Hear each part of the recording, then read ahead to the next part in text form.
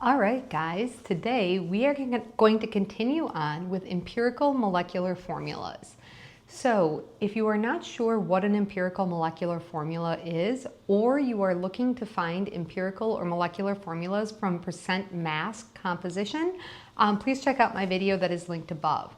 This is going to assume that you already understand that, and we are going to use combustion reactions as a means to find both the empirical and the molecular formula of a substance. Quick review. Empirical formula is the lowest whole number ratio of atoms in a compound. Your molecular formula is going to show the actual number of atoms that are present there. So, for example, if we have C₄H₅O6, and that is our molecular formula, in order to get the empirical formula, we are simply going to reduce that down to its lowest whole number ratio. Since all of my subscripts are divisible by 6, the empirical formula would be C₄H₅O. So that is how the empirical and molecular formula relate to one another. So let's see how we can use a combustion reaction in order to determine those molecular and empirical formulas. All right, quick refresher on what a combustion reaction is. In order to be a combustion reaction, we have to have oxygen as one of our reactants. So I have the equation written here, a generic equation for the combustion of a hydrocarbon.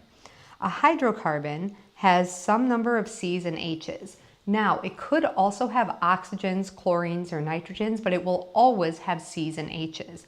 When a hydrocarbon combusts with oxygen, the products will always be CO2 and H2O. There could be a third product if chlorine or nitrogen or another element was involved. But generically, if we just have a hydrocarbon combusting with oxygen, we will produce CO2 and H2O. If you're not sure what a combustion reaction is, you can check out my video on reaction types to help clarify. So let's start our first problem here. We have an organic compound that contains only carbon and hydrogen. So only carbon and hydrogen are combusting. And when it combusts, it produces 56.77 grams of CO2 and 14.53 grams of water. We need to determine from this information the empirical formula. The empirical formula, again, is that most reduced ratio. I like to start by identifying a general or generic reaction. So I know this is a combustion reaction, and I know that I have a hydrocarbon, and that hydrocarbon has only carbon and hydrogen according to the problem. I don't know how many carbons, so I'm going to put an X there, and I don't know how many hydrogens, so I'm going to put a Y there. But I do know, because it's combustion, the other reactant will be oxygen, and I will always produce CO2 and H2O as my products. One thing that helps me organize these problems, and any problems for that matter, is to list everything I know about the substance underneath the substance it pertains to. I know that when combustion occurs, I end up with 56.77 grams of the CO2. So I'm going to write that underneath the CO2.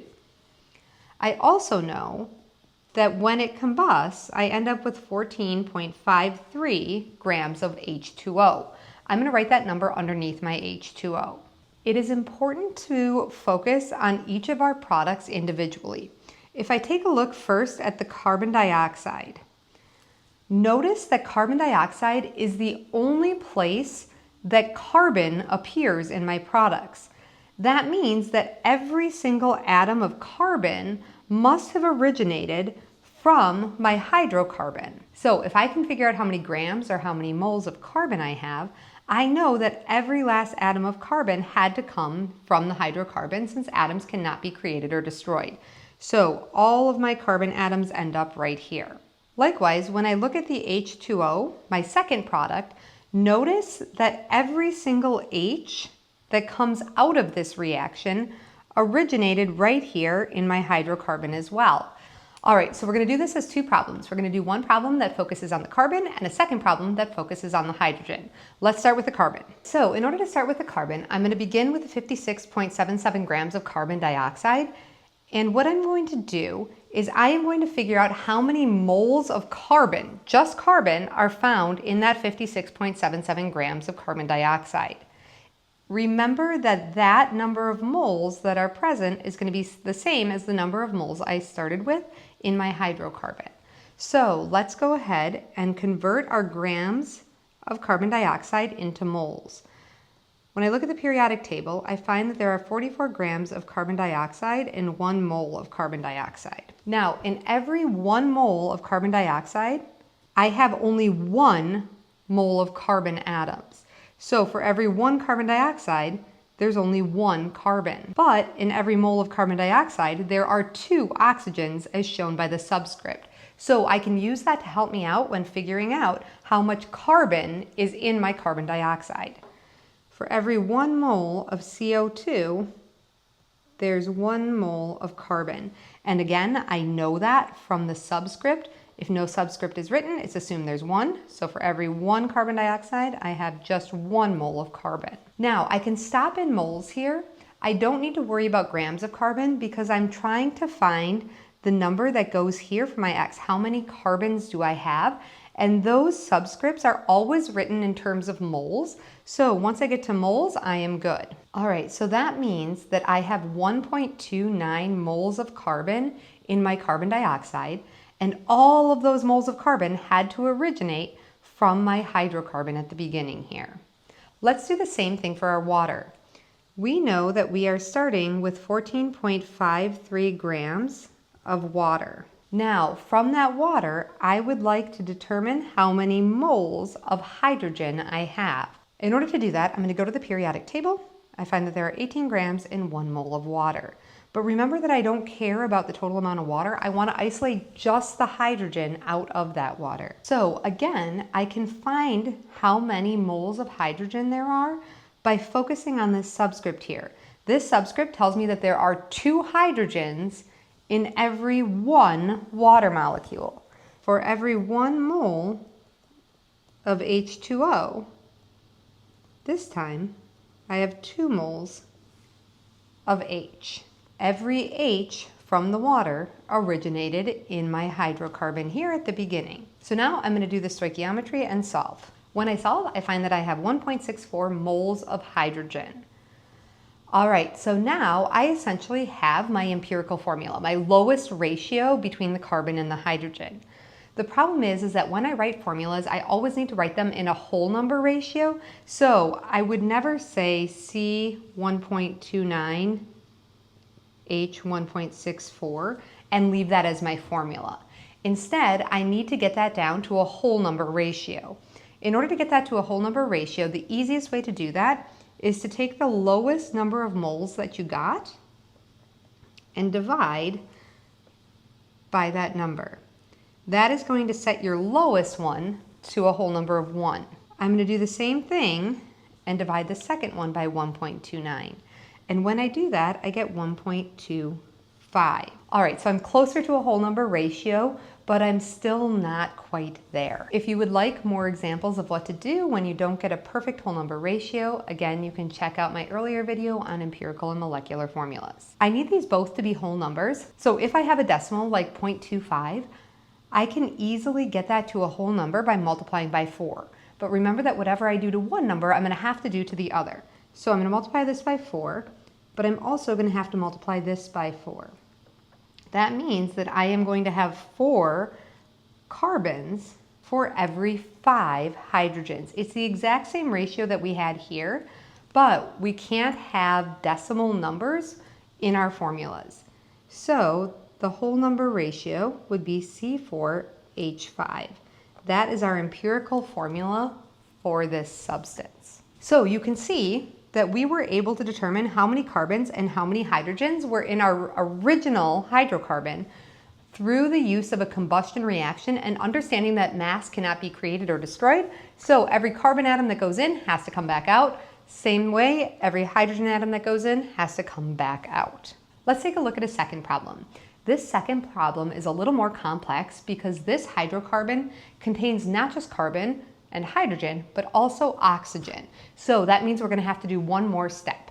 We know that we have a 0.658 gram sample of a compound that has carbon, hydrogen, and oxygen. We combust that, and it produces 1.285 grams of CO2 and 0.658 grams of H2.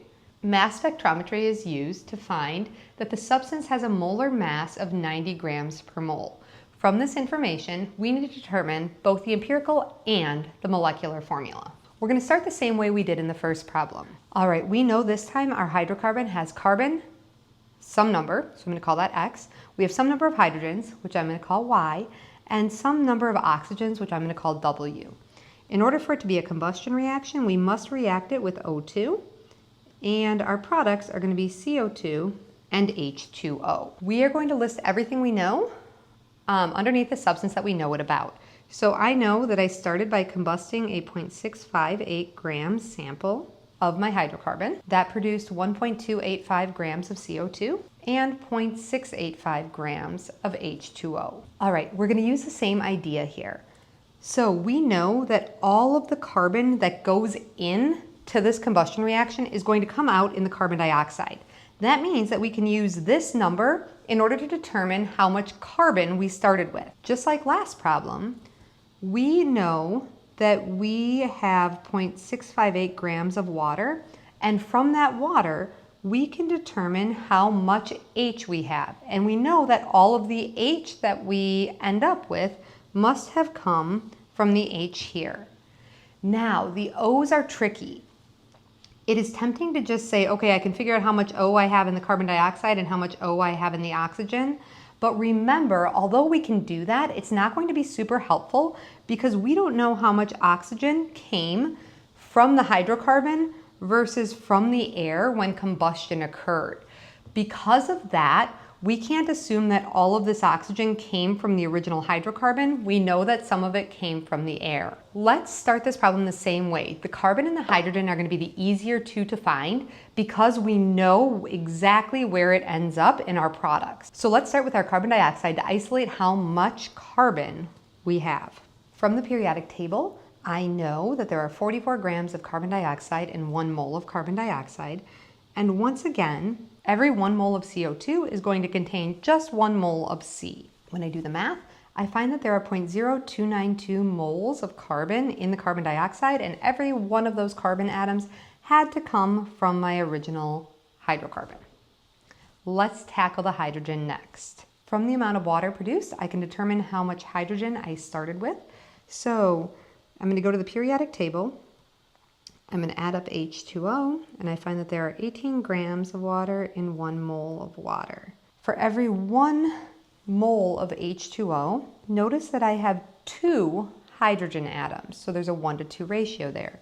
For every 1 water molecule, or every 1 mole of water molecules, I am going to have 2 moles of hydrogen. When I do the math, I find that I have 0.0731 moles of hydrogen in my water, and all of those came from the original hydrocarbon.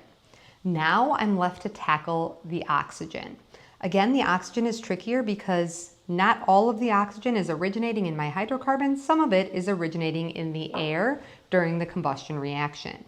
So what I'm going to do is I am going to use this key piece of information here. I know exactly how many grams of the hydrocarbon I started with. And if I know how many grams of hydrocarbon I started with, I can figure out how many grams of carbon I have and how many grams of hydrogen I have. Now, if I add those together, that will be less than the original mass of my hydrocarbon. That missing mass is going to tell me how many grams of oxygen I started with. So let's convert our moles of carbon back into grams of carbon. Now I'm going to do the exact same thing with my hydrogen. I know how many moles of hydrogen I started with, but let's get that into grams. And now I know how many grams of my original starting material are hydrogen and how many grams are carbon. In order to find out how much of this original starting material is oxygen, I am going to simply subtract. I know I started with 0.658 grams of my hydrocarbon. I'm going to subtract out the carbon. I know exactly how much carbon I have here, 0.3504 grams of carbon, and I'm going to subtract out the hydrogen. When I subtract out the C and the H, whatever I'm left with is going to be the grams of oxygen that were present in my original compound. When I subtract, I find that there must have been 0.234 grams of oxygen in my original substance. I know the amount of carbon, hydrogen, and oxygen in grams. But remember that my formulas, both empirical and molecular, are always written in terms of moles, and I need that lowest whole number mole ratio. I know how much carbon I have in moles, and I know how much hydrogen I have in moles. I don't yet know how much oxygen I have in moles because I'm currently in the unit of grams, but we know how to go from grams to moles using the molar mass on the periodic table. All right, there are 16 grams of oxygen and 1 mole of oxygen according to the periodic table. So when I do the math, I find that I have 0.0146 moles of O. So now I know my moles of carbon, my moles of hydrogen, and my moles of oxygen. But just like the last problem, I need to get that into a whole number ratio. So the easiest way to get that into a whole number ratio is to find your lowest number of moles, which is my oxygen here, and divide all of them by that number. When I divide my oxygen, I end up with 1. So that is going to set my lowest number to a whole number of 1. And now I am going to divide my carbon moles by the lowest number. So again, my lowest number of moles was 0.0416. And when I do that, I find that I get a whole number, and that is 2. Now I'm going to take my hydrogen moles, and I'm again going to divide them by the lowest number of moles, which was my oxygen. And when I do that, I end up with 5. These all ended up as whole number ratios. So these ratios are telling me how many of each substance are found in my hydrocarbon. So my formula is going to be 2 carbons, 5 hydrogens, and 1 oxygen. But remember that this is my empirical formula. This is the lowest ratio between them. There's one last piece of information in the problem that we have not yet addressed, and that is that the molar mass is 90 grams per mole. That molar mass is pertaining to my molecular formula. So I know that my molecular formula has a molar mass of 90. Let's see what the mass is of our empirical formula. I can go to the periodic table and add up 2 carbons, 5 hydrogens, and 1 oxygen. And when I do that, I find that the molar mass is 45 grams per mole. I know that my molecular formula, according to the problem, has a molar mass of 90 grams per mole. That means that the molecular formula is exactly double the weight of my empirical formula. If I multiply my molar mass by 2, it'll give me the molecular weight. So that means that I must also double my empirical formula in order to get my molecular formula. My empirical formula would be C₂H₅O, again the lowest whole number ratio, and my molecular formula is going to be C₄H₅O2.